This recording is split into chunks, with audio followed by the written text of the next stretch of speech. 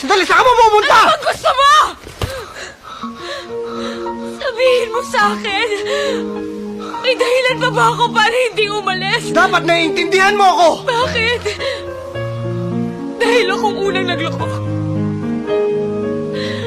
Hindi ko pa ba napagbayaran yun? Kulang na lang gumapang ako ng palahon para patawarin mo ako. Ayoko na, Aaron. Ayoko na.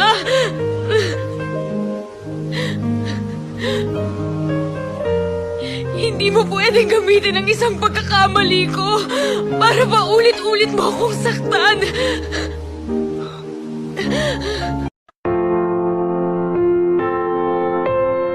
Pumanaw ka, Jesus, subalit ang bukal ng buhay ay